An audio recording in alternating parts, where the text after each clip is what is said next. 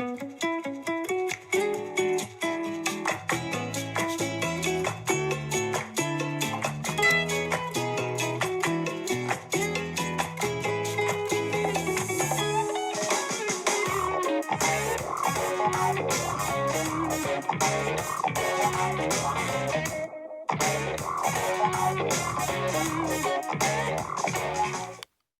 back to my Star Wars Legends Expanded Universe chronological timeline rating, where I go through the expanded universe according to my personal timeline order and rank each and every individual piece of media on a 10-point scale.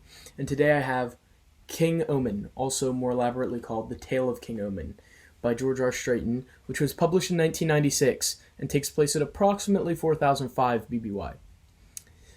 This is a short story that was published by West End Games, and it features Frida Nad and King Ommin. Now, King Ommin, he's another character from the Tales of the Jedi comics, and this basically gives his backstory and a bit about him and his journey to becoming a dark side Force user, not a Sith, but a practitioner of the dark arts.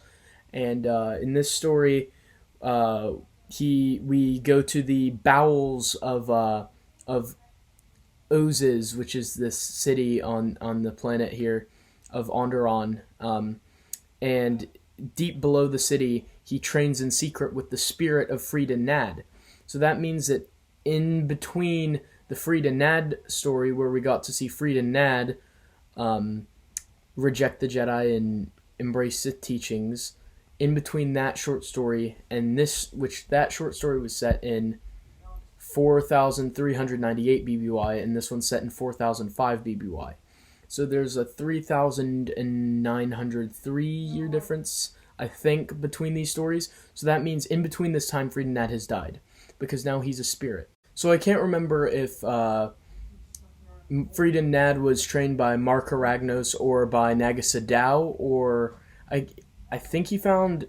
I can't remember. I'll probably rediscover that in the Tales of the Jedi comics when I get to them shortly. But anyways, so Frida Nad has died in between the Frida Nad short story and in between this short story, because now he's a spirit and he is instructing King Ommin in the ways of the dark side. So beneath Oz's, or Iz's, I can't remember which specifically the city's name is, but in secret he is being taught the dark arts by this spirit of Frida Nad.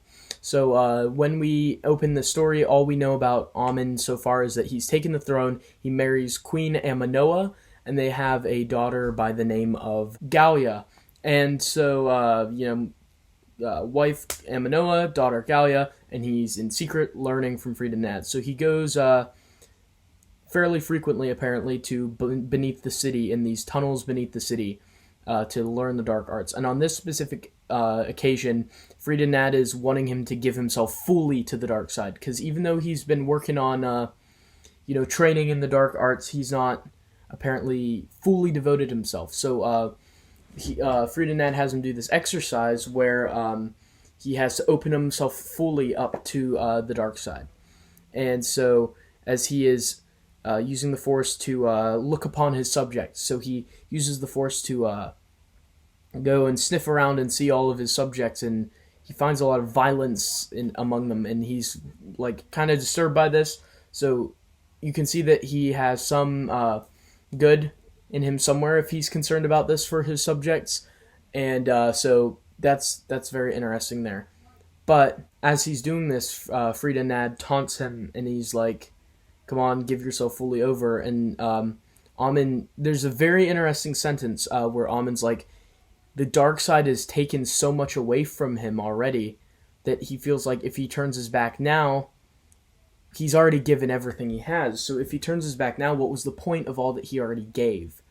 Which is very interesting indeed to me, to describe it like that. The dark side's already stripped away so much of who he is that if he turns his back now, that was all for nothing, right? So that's very interesting, because if the dark side and the light side of the Force were real concepts, there would probably be people who are advocating for it's never too late, never too far gone. You can always turn back, out of drugs or something like that. You're addicted, but you can always turn back. You can always turn away, even after it stripped everything away. There's always hope. But King Ommin here is reflecting that what was the point of all that sacrifice, all of these years of study, if he just turns his back now? So it's like once it has a little hold on you, it has a grasp on you, right? So it's very interesting, and I thought that was a really interesting way to phrase that. And following that, he does fully give himself over to the dark side, and it's described as like being sucked down a black hole when he finally opens himself fully up to it, like a giant hole got blown in the wall, and he got just sucked through it, which is very, very interesting way to put that. So I thought this was a very interesting story here because of all of these reasons here, such as these, and the way that it describes his fall to the dark side. King Ommin's fall to the dark side is very interesting indeed. It's very interestingly put, and by the end of it, Frida Nad's like, good, good, good, right? So that's a very interesting story. What did I think of this interesting story? Well, I think it's one of the better ones that the Tales of the Jedi Companion has to offer. There's a lot of dialogue in this story, and it's just an overall kind of fun story. It's some good background, obviously, on King Ommin, the character from Tales of the Jedi, the comics. Gives some good story background to his character, so I think that this would be an essential story for reading before you read the Tales of the Jedi comics. I do think that it would help you to read these ones first, because you get to see the exact moment he fully commits to the dark side of the Force. And in doing so, his body starts to wither apart over time, and he has to have like this metal frame built around him to keep him up.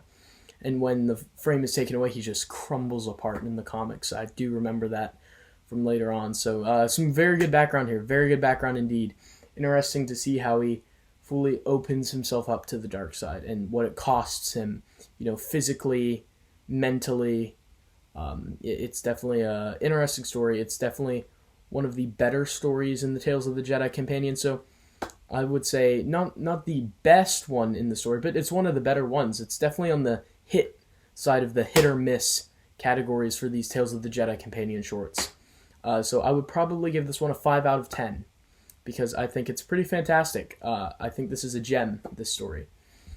And if you want to hear the story read to you, I would recommend checking out Marcel Ryan, the Revanchist's reading of this story, which is on YouTube. He has this story read in its entirety, and it's completely available on YouTube here. So if you click the link in the description, you can go and hear the story read for you. And he reads it really well, and there's music in this one, and he does different voices for the different characters. And the music he uses is really creepy in this story. So I would definitely recommend checking it out. It's one of his better readings, probably. Like, not that any are bad, but it's one of his... it's a good sample of his work, I should say. Very, very enjoyable stuff. So head over there and listen to the story if you want to experience the Tale of King Ommin, or Ommin, depending on how you would pronounce that there. So that's what I thought about the Tale of King Ommin, but let me know what you guys thought of this short story. Honey.